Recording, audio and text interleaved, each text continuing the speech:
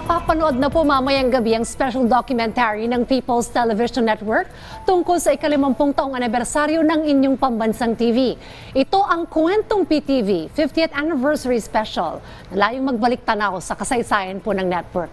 Tampok dito ang mga malalaking personalidad na naging bahagi ng network sa loob ng 5 dekada.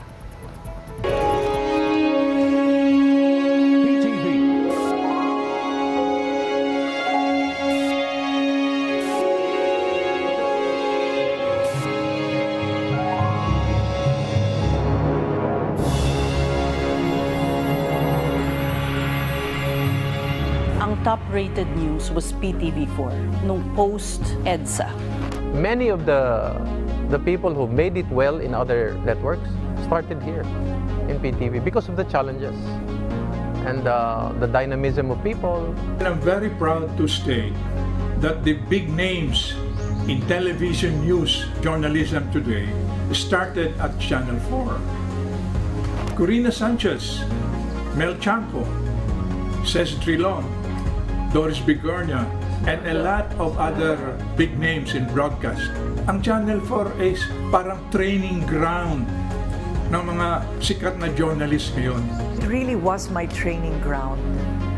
This is where the Corina as the anchor was born. I was exposed to some of the best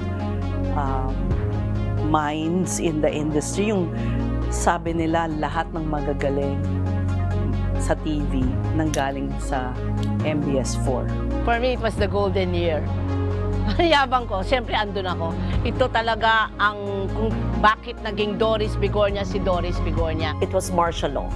And I feel honored and privileged na kinuha ko at the time as a very young anchor and they entrusted me with a very good show. Ang daming mga challenges nung panahon na yon, but I guess we had to rise up to the occasion and to really be at our best all the time. PTV4 ang nag-jumpstart ng aking career. I'm not gonna be here where I am had it not been for PTV4. Wala akong experience at all sa television. I was told na ako na daw ang magko-cover ng Office of the President. If it wasn't for PTV, I would not be given the opportunity to strengthen my skills as an anchor, as an interviewer. What really made an impact in my career was when PTV opened the door for the world of sportscasting. Tunghayan natin ang kanilang pagpapalik-tanaw sa unang tahanang humubog sa kanila bilang mamamahayag.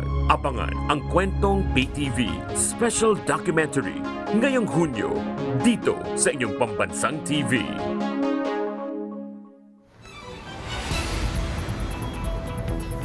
Mapapanood ang Kwentong PTV 50th Anniversary Special mamayang alas 10:30 ng gabi pagkatapos po ng PTV News Tonight.